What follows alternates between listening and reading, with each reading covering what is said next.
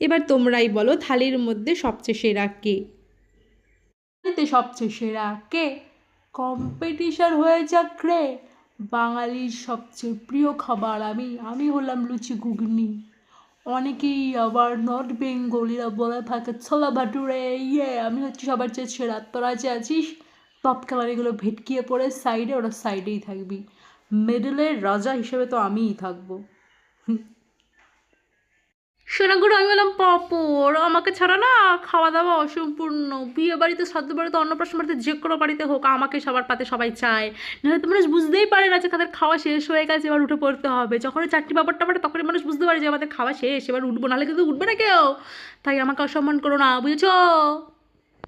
আমি বললাম रायता। रायता फैलाती नहीं हूँ मैं सिर्फ खाने के लिए, हजम के लिए यूज़ करते हैं सब लोग।